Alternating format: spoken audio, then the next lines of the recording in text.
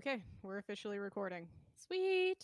All right, so I guess let's start with the explanation on why this is called Out on an Island. Yeah, that sounds great. Okay, so I guess to start, essentially, I'm Diz Casalis, I'm Alicia Takaoka. and we are both residents on the Big Island of Hawaii.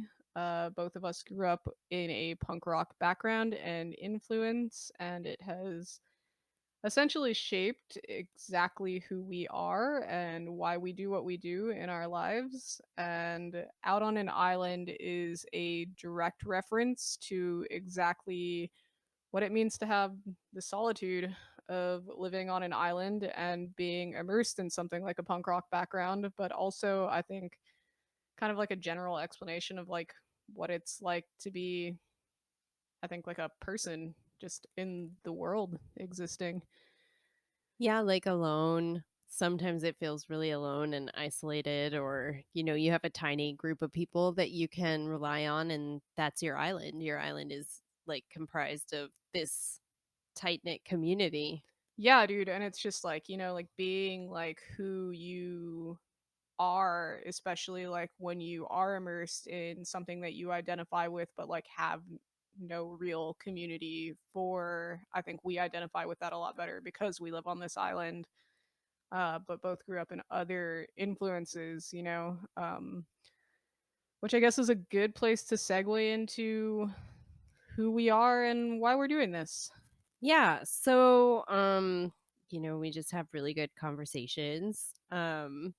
And we often talk a lot about, even though we grew up into very different punk scenes, and I like came into this punk scene at the tail end of this punk scene.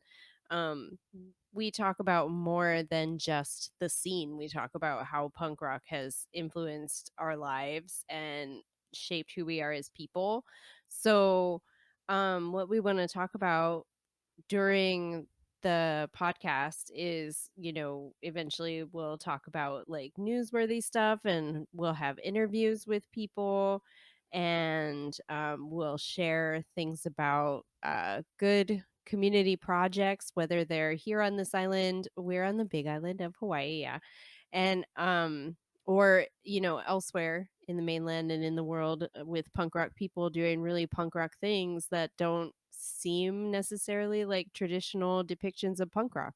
Yeah, I think this would be probably a good time to explain like what the tagline of the show is going to be, which is uh Stories of punk rock, mental health, and intersectional feminism. which is dope. It's a podcast that I would listen to.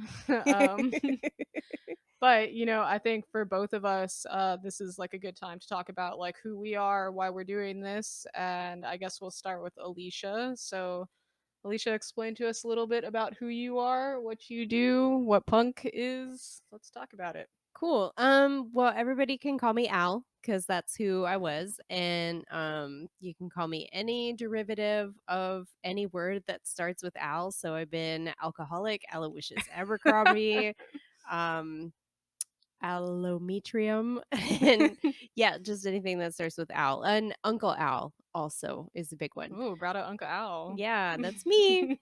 Um, so who am I? I went to a performing arts high school in the 90s, and I got introduced to punk rock right around the same time. And um, it was through a really good friend who I still like connect with. Her brother introduced her to like 80s punk rock, and my very first show was Guttermouth and the Circle Jerks.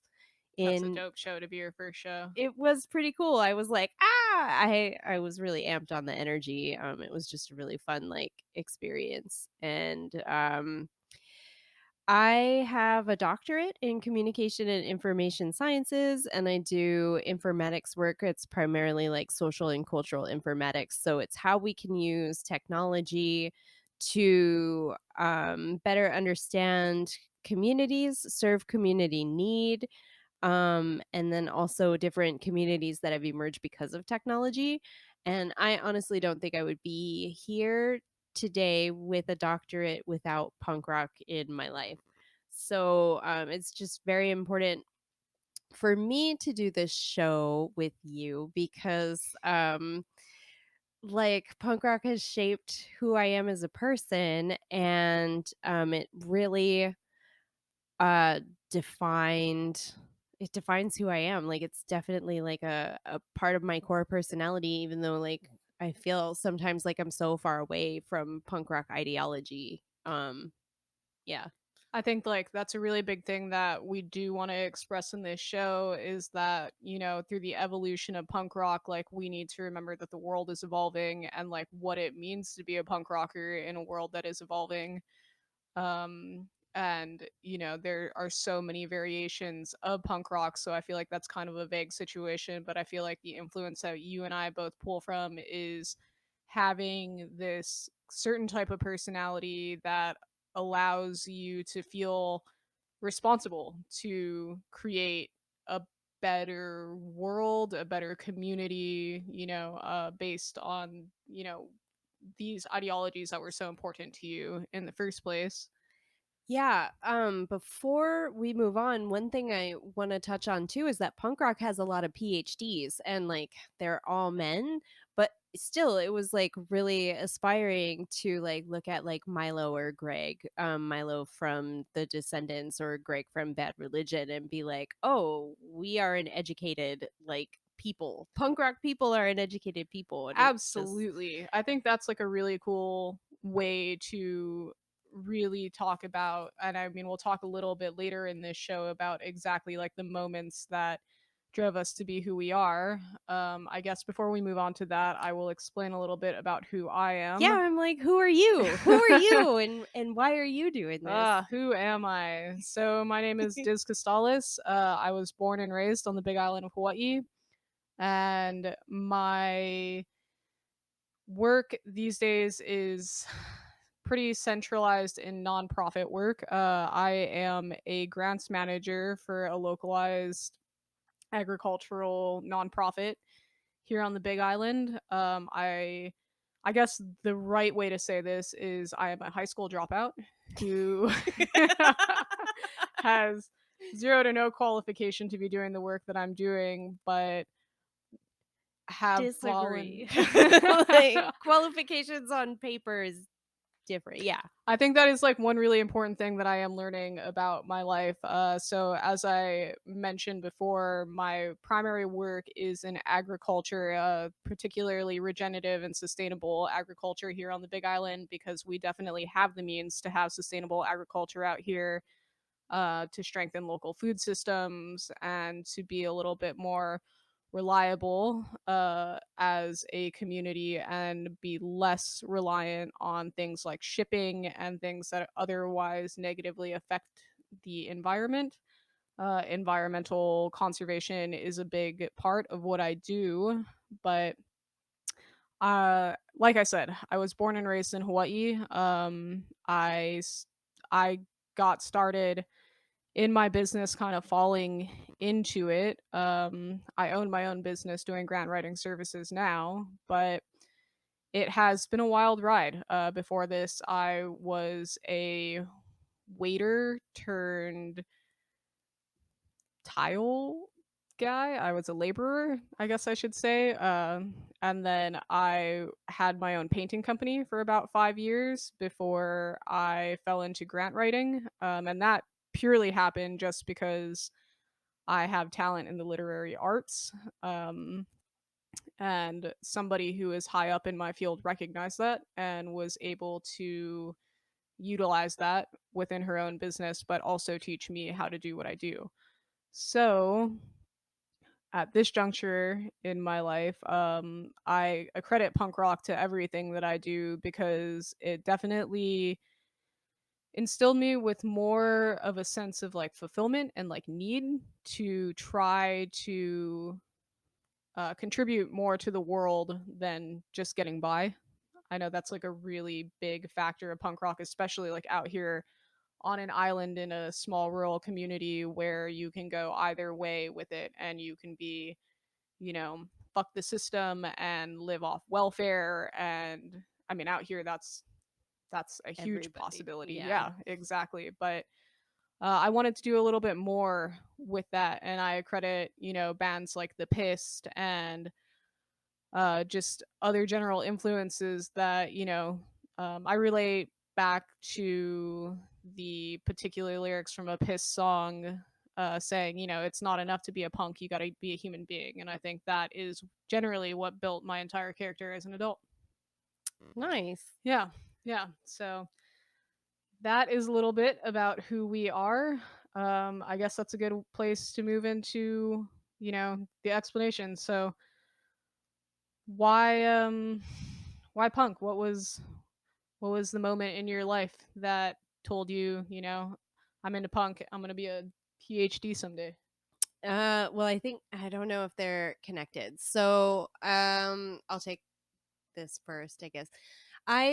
So Kurt Cobain had died. I was in the 8th grade and I met this chick and like we just kept getting paired together in our different classes, and it was in geography, and like we had both missed like one question on the European continents. Like we had to put in like whatever the names were on a map, and like she missed a question and I missed a different one.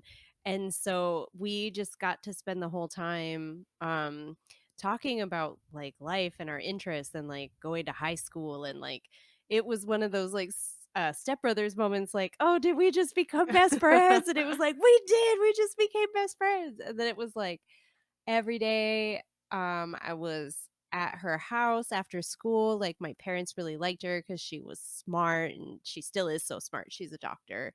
And That's so cool. You guys are such a badass power duo of best friends. yeah, there's a third one. And so there's a joke, and it's a professor, a politician, and a doctor walk into a bar. And I don't know. We are on our way to doing big things. But so I met her, and her brother kept passing us like tapes, and I don't know, I Lady keeps coming up, and I don't know, I think Lady might have been a local Vegas band. Okay. And they were kind of more like we like two different styles of punk, and I think you would really like Lady, and I liked Lady.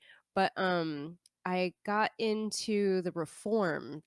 They were a local Vegas punk band, and like really new school, very like lively and upbeat, and just it was like, oh my gosh, this is like for life, and like being a part of this community that is at the same time like fuck the establishment, but also like I want to be something. And like having the support of a community behind you, like to follow your goals, and um like joking and stuff is definitely a part of being in the scene, but like all of us had goals and dreams, and like we all believed in each other to like accomplish our dreams. And what was trippy, so there was a couple things that made me want to be a PhD. Um One was to get respect in a room because I'm a woman, and Sure. yeah, you're a woman, you know what it's like. You walk into a room and everybody just instantly like discounts you, which is what made punk rock special. Like we could have like deep intellectual philosophical conversations about song lyrics or life, or like what is this a commentary of, and like your opinion, my opinion was equally respected as everyone else in the room. So one reason to get a PhD was to get respect whenever I said things, because other people didn't like show me that. And then the other was that like when people would ask me, I would say, oh, I don't think it exists yet. Like what if I get a PhD in something that isn't real yet, and people, Totally. yeah, they would like discount me. But it turns out my field of study wasn't actually established as a field of study until 2007. So it really didn't exist when I was like in high school, or like right after high school, hanging out with other people outside of the punk rock community. So that's really interesting though. I think like that's always like one really big thing that blows my mind is, like this drive to realize, I think that's like one really great thing about women in the punk rock community is it kind of takes away the stigma of being intelligent or like having that like idea of self-worth to say like I do deserve respect in this room, you know. Yeah. I can definitely attest to that as formerly being a laborer, especially on this island where it still is, you know, fucking 1980 out here, and the gender roles of men and women are crazy. Yeah. And I have definitely been booted off of jobs or outbid on jobs just because I didn't have a dick, you know? And so I think that, um, but it never had occurred to me that I, you know, was less in my field because of what, you know, because of the fact that there were men doing what I was doing. And I was able to make a career for myself out of that. So, Yeah, and you think all of that came from punk rock. oh, 100%, 100%. You know, I mean, I really feel like the, I think like as a young person, it definitely hit me pretty early on, you know, like, I guess I should mention that I myself am I struggle to call myself a musician. I think that's like a really inflated word. But I was in punk rock bands, you know, when I should have been in high school. As for mentioned, I am a high school dropout, which was hell on my parents, and for, you know, good reason. Growing up in a local family, being a punk rock kid is not exactly your parents' dream. So what is like it typically like to be like I'm going to use quotes a local kid? Like what is the life of like a local kid? Well, I think like that's, you know, that is subjective, but like definitely like growing up on the big island of Hawaii in the 90s and like early 2000s, it's really different now. But like at that point, like punk rock, it was basically like I think you can see like a lot of documentaries or like hear a lot of people talk about like the old days of punk rock, especially like American hardcore, you know, Yeah. days where they were talking about like just how hard it was to be a punk rocker because like oh these burly biker dudes are gonna beat you up or something. And that was what it was like growing up in Hawaii. Being a local kid, my parents were Christian by, you know, identity and definition, I guess.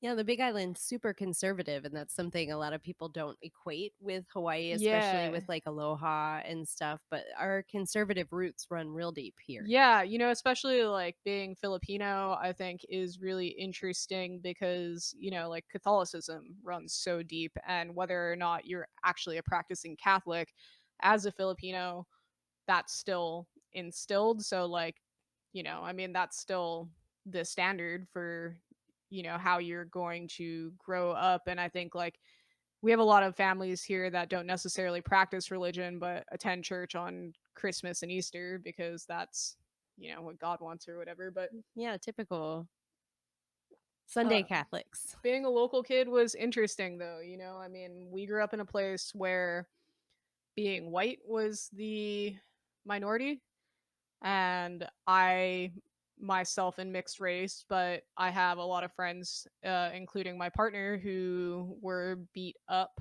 for being white. So it was kind of a reverse on the situation that a lot of people recognize in America today. Um, but Oh, being a punk rocker definitely doesn't win you any friends either. yeah, I was gonna ask, like, how big was fight culture when you were growing up? Because you were talking about how like being punk rock was like not being local. Like was it still like was it super because BJ Penn came out of the Big Island and like fight culture MMA is like huge and you were doing the analogy about like going and getting beat up by bikers. Like how does that like relate? I think, you know, when I was growing up, the fight culture wasn't so prevalent yet because we hadn't had a world champ out of Hawaii yet, and it wasn't every little boy's dream. But there's definitely a lot of toxic masculinity that exists. For anybody listening who is not from Hawaii, I think that you can equate a lot of the basic kind of like what's the right word I'm looking for? Like toxic masculinity culture here is a lot like being a redneck. You have a big truck, you surf or you hunt or, you know, And those are all the things that identify you as like a man, or like, you know, having some kind of status or stature. uh and girls are not that important, you know, in this culture. I feel like, in terms of, you know, there's a lot of standards for women in this culture that are very kind of subdued. um so fight culture, I think, has always just been a product of this because of toxic masculinity and how it exists just in the world generally, but it's definitely amplified here because it's a small town. Yeah, that makes sense. Yeah, so I think growing up, it was more important to fit in, even like if you were a white kid, you know, like I know so many kids who were not born here that immediately came here and adopted the culture because it was either that or, you know, die. Yeah, I was thinking diet's not an it, exaggeration. Like, yeah, not particularly. I mean, life isn't easy. And so regardless, you know, being local, and being a punk rocker, I can attest, you know, I have a lot of friends who also grew up in this culture. A lot of them are white. You know, that's like a real thing. And I think that it probably was an outlet for a lot of kids who, you know, were either transplants from the mainland or what have you, and just didn't fit in, so they were seeking outlets elsewhere. I myself, my mother refused to let us grow up speaking pidgin English, and I have always just kind of been a little bit more on like my own, you know, path, I guess. So that's how I ended up finding punk rock at such a young age. You know, the way that it happened for me, like my defining moment with punk rock was I was probably about 11 years old, and like I don't know, at that time like music was, you know, Blink 182 was big, and that's when they were just mm, starting to get big, and like that was kind of, or like Green Day, you know, and that was like the like mainstream idea of punk rock. And I think I fucked with that for a little while, and then I got really interested in just like finding more bands, so you know, reading CD jackets and finding like who their influences yeah, are. exactly, Yeah. the thanks, right? So I remember particularly the first time that I heard Minor Threat, it was over, you know? And like I'm not a straight edge kid by any means, but I think it was just this idea that music could be raw and it could be independently based on your own ideologies, just an outlet to say, you know, exactly what you wanted to say. I think that's something you don't experience growing up in Hawaii, so it was really enticing to me. And so I taught myself how to play the guitar, and it was pretty much over from there. I mean, Oh. yeah, it kind of just, I got really lucky. I have some friends out in San Diego. Shout out to therapy, you guys are awesome. But you know, that I grew up with a really good influence of men, particularly who were involved in the local punk rock scene, and you know, they treated me like a little sister, and they taught me how to play in bands, and they were always very encouraging. So I think I got just really lucky growing up in Hawaii. Yeah. Um, I want to touch on that men like treat you like a little sister thing, cuz I also experienced that. Like, I wasn't objectified in my community in that way. Like, there were times we were at shows and I would go crowd surfing and someone would grab my ass or like try to grab my tits or something, but like none of my groups of friends objectified me like that. Like, they genuinely cared about me as a person and it felt really really good.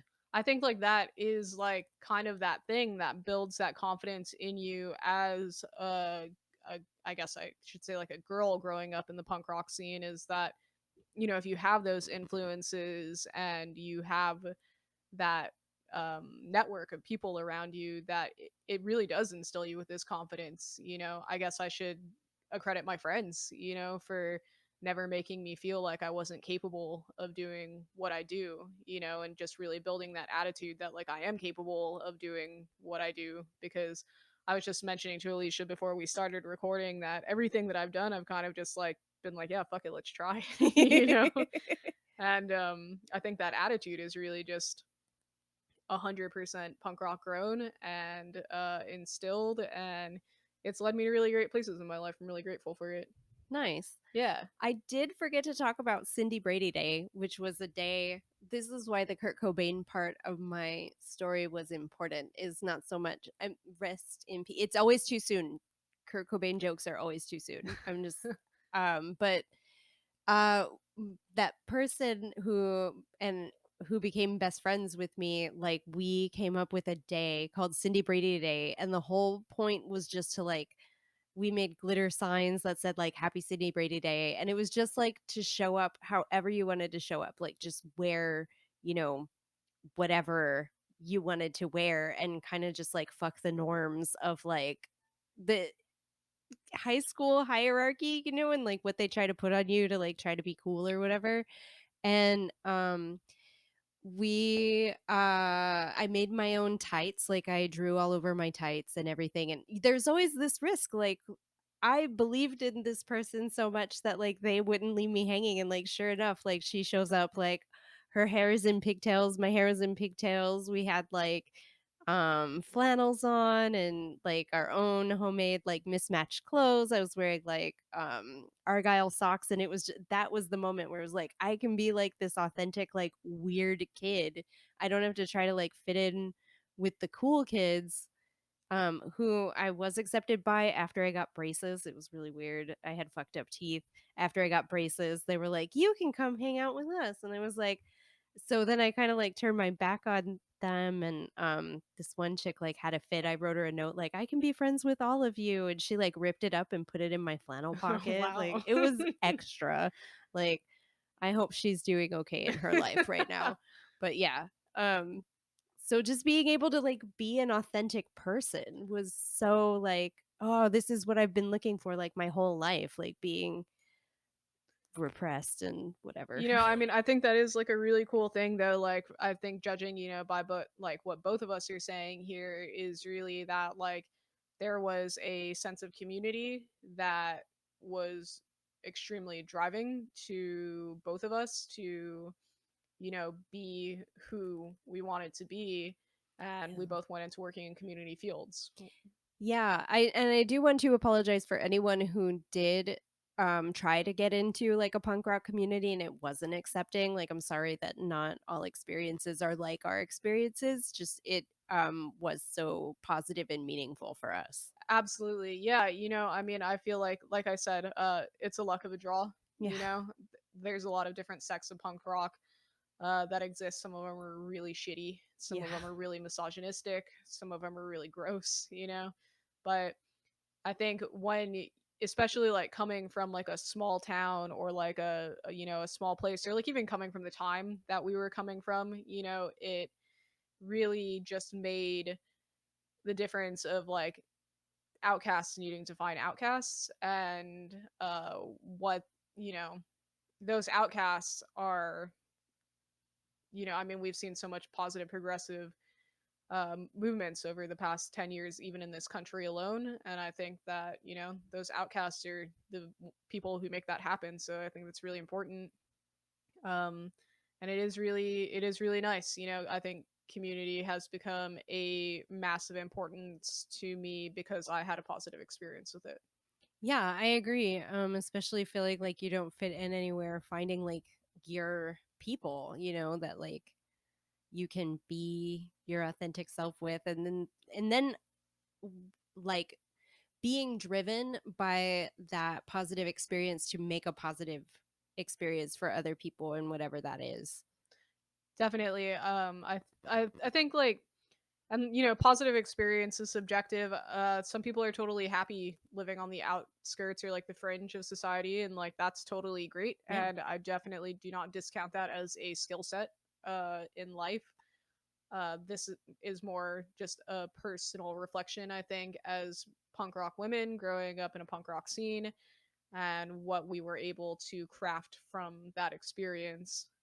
Uh, And how we're going to make the world better. I Or we're mean, trying. We're trying, doing our you small know, little piece. you got to try. I think that's like the most important thing is like trying to do something that seems impossible is probably the most punk rock thing I can think of. Agreed. Yeah. So I feel like that takes us to punk rock today. Yes. How do you how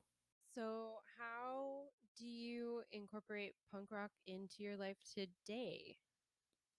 Yeah, I think that's probably like one of the more interesting topics to cover is what it is like to be a punk rock professional, especially in a field that requires like somewhat of like a academia background, especially considering that I myself don't have one. Um, so Life experience is real experience. life experience is real experience, and I feel like that is exactly why I have the job that I have today.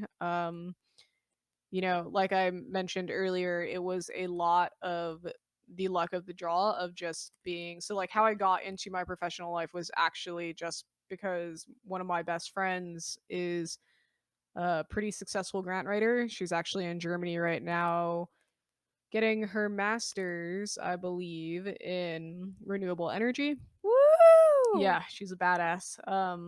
Katie Schwind, you're amazing. But she actually was for years was like, well, it started with her being like, "You're pretty smart. Do you want to edit my grants?" And she owned her own business, and I was like, "Yeah, sure." And so it started with me kind of just like doing her favors, and then she'd be like, "Oh, I'll throw you some money if I just wrote this 40-page grant. I don't ever want to look at it again, so just Yeah. edit it for me."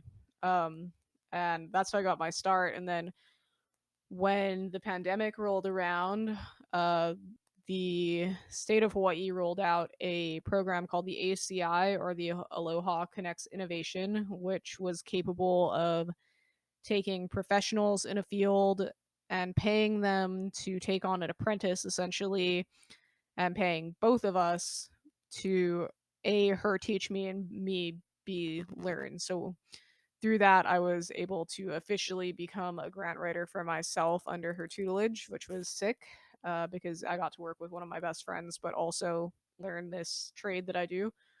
That's Um, awesome. yeah, but being it, I think it's really amazing. So I work for a grassroots organization, and I think like that is a big emphasis. Grassroots. Essentially means that everything is happening from the bottom up, and they've been a well established company for years now, but they are farmers and they are educators and they're locavores, which essentially means that they work heavily in the field of using the agriculture that grows around them.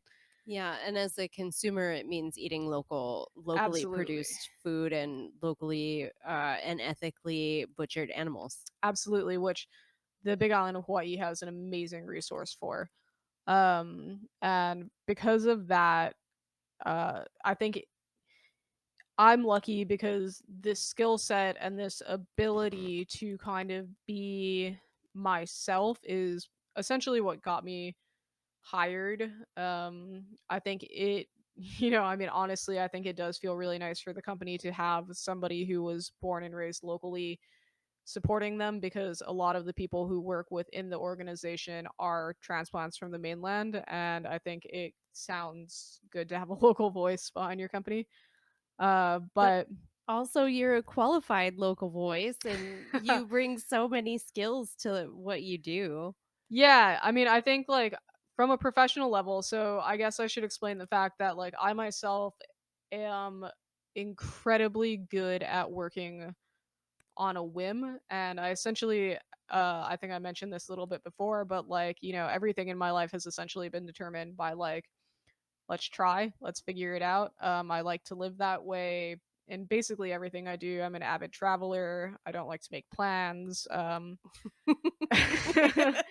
And that essentially led me to where I am. So being a grant writer, has been a really successful career for me in the sense that I am able to adapt to a situation quickly, and Nice. just kind of use like the limited resources around me to build a convincing proposal for the projects that we are trying to conduct.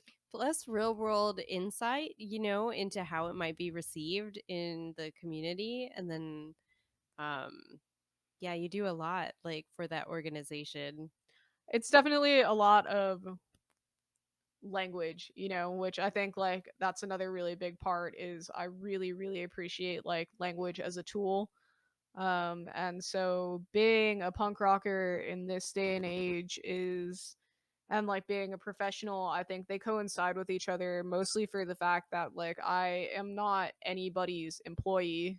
I am 100% hired on my own like essentially like thought process and willingness to work on the project. And so it is really interesting though, like I am a little bit of a developmental coordinator, which essentially means that within the organization I work with donor relations. It is very funny to put on my professional voice, you know, and call donors and ask for money. I think that's always an uncomfortable situation, but it's definitely part of what I do. I won't Um, ask for a sample, but part of me is really intrigued. Like, what is your? But yeah, no, it's fine. it's basically just a lot of you know have you ever seen the movie Sorry to Bother You? I think it is what it's called. You gotta put on your white man voice. It's a lot like that. But it is really it has, I do accredit the organization that I work for taking a chance on putting me out in that position because like obviously this is audio so you can't see, but I'm still very much a punk rock kid.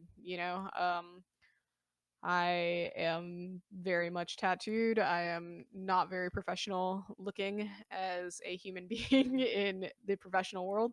And so I really appreciate the fact that I was able to get a profession that still valued my skill set beyond my appearance. And I think that that is a really hard thing for punk rock professionals. A lot of them end up being chefs, or working in kitchens. Huh.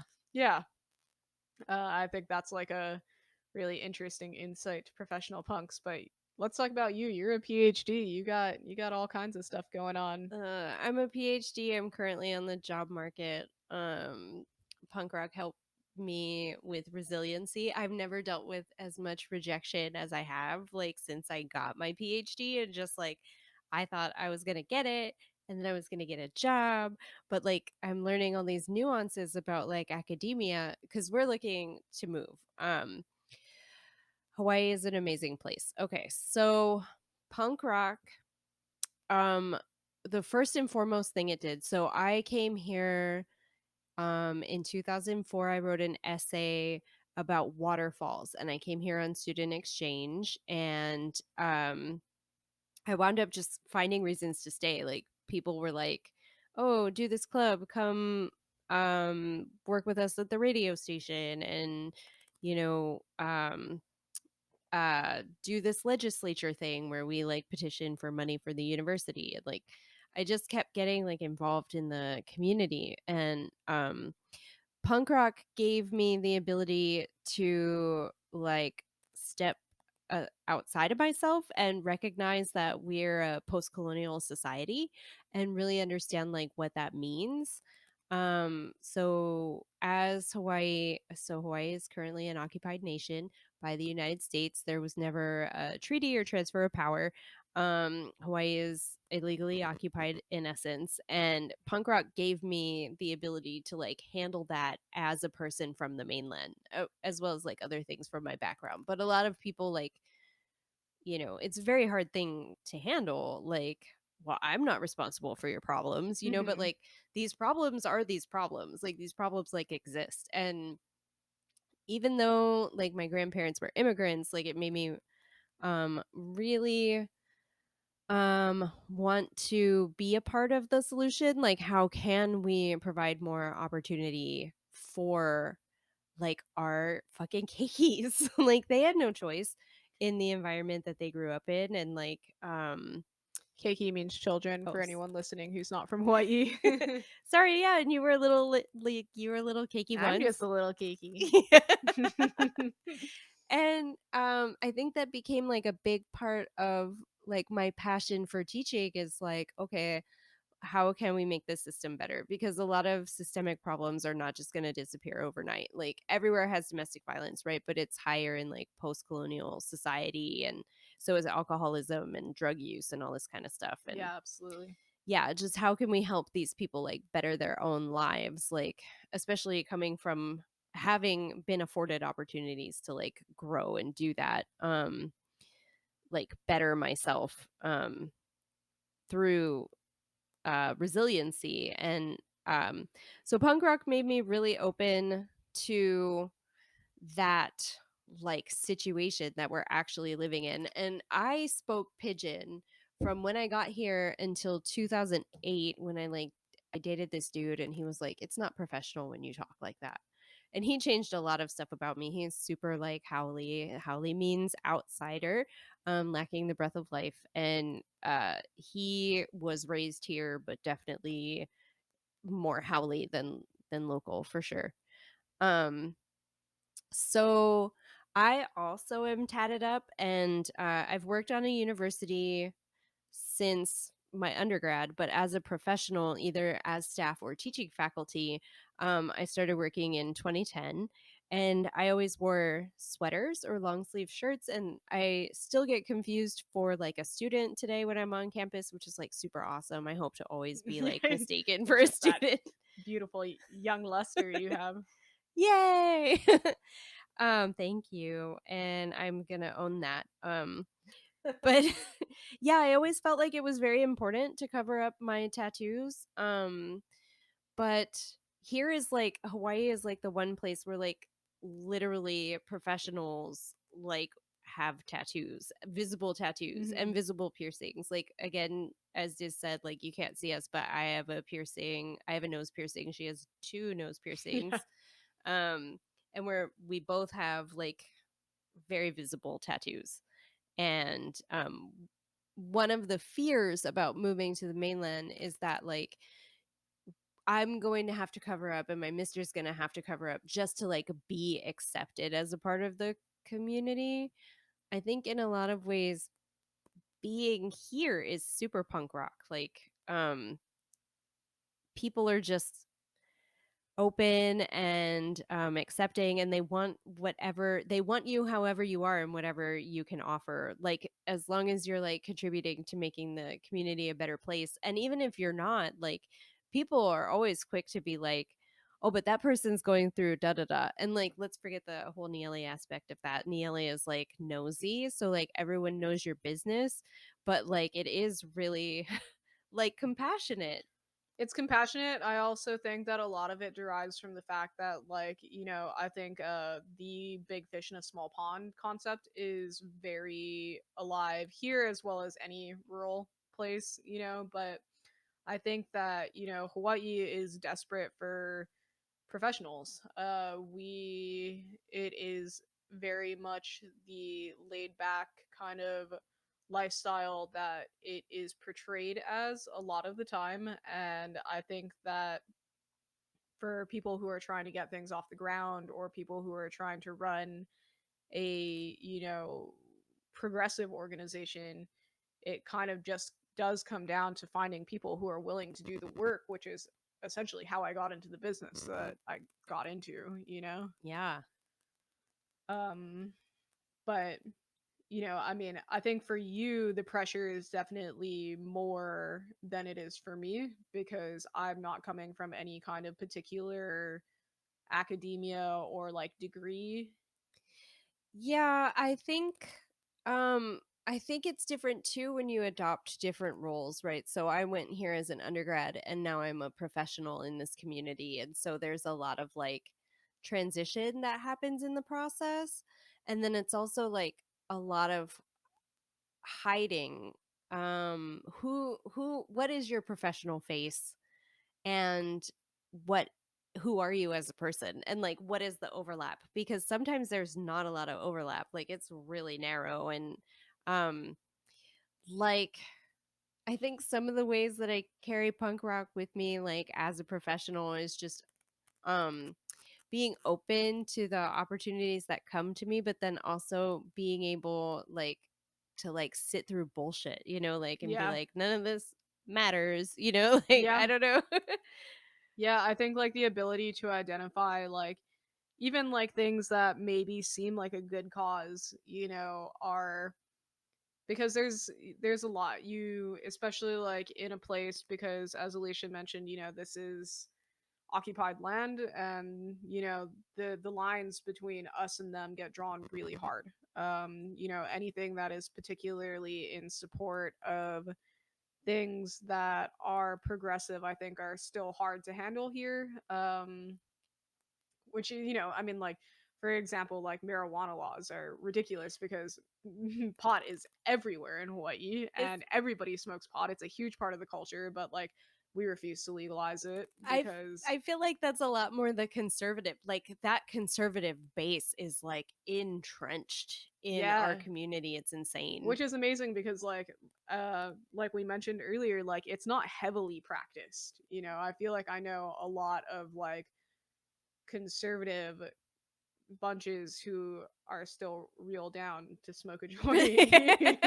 Like I think that is one really interesting thing about working here and especially working in the professional field here is like you can get high with the people that you work with and that's totally acceptable. That is unique to Hawaii, I feel. um Well, except for where it's legal now.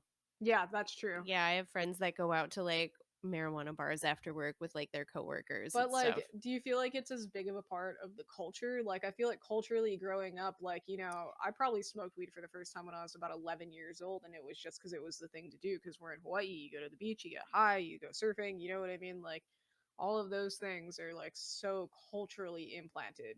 Yeah, that makes a lot of sense. Plus, like, we worship Bob Marley here. Like, I'm pretty sure a lot of people think Bob Marley might be from Hawaii who live in Hawaii. He's not. He's not. But you wouldn't know it. So I guess let's start kind of wrapping it up. So we want to end our episodes as we wind down with like shout outs to different nonprofits and organizations that are like super punk rock in either their mission, their values, their staff, or whatever. So what organization did you want to talk about today? um I'd really, really like to talk about the issues that are happening with the Tonga's forests right now. Uh, Little known, but that actually happens to be the North American, like, largest forest in North America. Where is it? It is in Alaska. It covers the entirety, essentially, of the Alaskan Peninsula, and it is befalling a lot of tragedy because when Trump was in power, he rolled back a lot of the protections for the Tongass, and so it is really falling prey to a bunch of logging companies right now.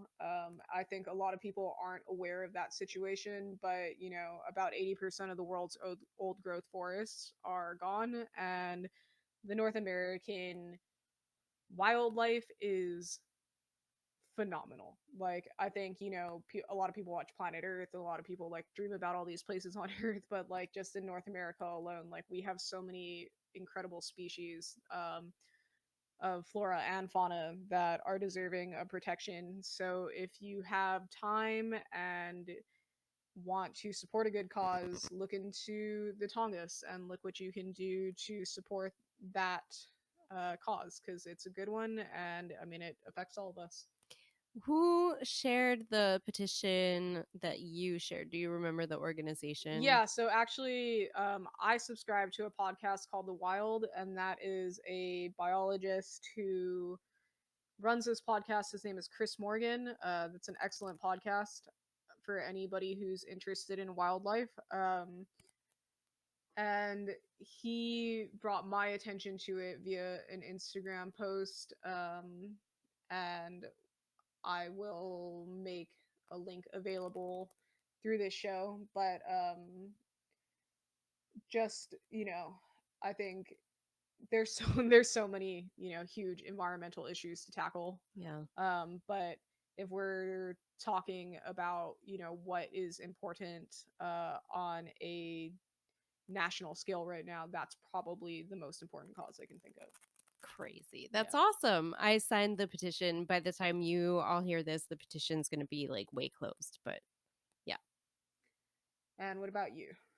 Oh, I want to bring attention to the Sidewalk Project. The Sidewalk Project is an organization that provides safe needles, food, blankets, and clothing to the homeless community in different cities and states. They're staffed by a lot of really cool punk rock people, and I know they're for sure in California, but I've seen them active in other places too. And even if they're not active in your state, sometimes you'll see that they are advocating on behalf of homeless rights in other states. So I think that was kind of the crossover of how I saw them in a Vegas thing. But I was like, oh, I follow them, but I follow the main them. But they did a thing about homelessness in Vegas. But Yeah, that's awesome. And just to mention, anytime you find an organization that works with homeless rights right now, that is such an important thing to look into. Just spend a couple minutes really thinking about the people around you, because given the current state in this position, the homeless issue is becoming larger and larger, particularly here in Hawaii. I don't think that people realize that Hawaii is a massive, massive uh, homeless slum. well, that's people used to just send their homeless to Hawaii because it was warm, and we actually really in the past couple years had a program to send people back, but they needed to have someone that was willing to receive them, but we would pay for their airline ticket as long as they had someone to receive them. So in the 70s, 80s, and 90s, a lot of states, their policy was to ship their homeless to Hawaii, like fly them out to Hawaii with no support, no mental health services, and then they're just like stranded on an island. Yeah, out on an island. Um, So yeah, I guess to close the show, I would like to remind everybody and just to mention that we are recording from native land. We are aware, and we would like to draw attention to the fact that this is occupied land. This is native land, and that is a pressing issue that deserves your attention. Yeah, usually we would start with a land acknowledgement, but we're ending with one. Yeah. Special. It's a special day. um. All right. Well, to Oh, wrap up, the title song for this episode is Punk Rock Girl, which is originally by the Dead Milkmen, and it is on the album Beelzebubba, and you can check it out on our playlist on Spotify. all right, guys. Well, thank you for listening, and we'll see you back next week. Bye.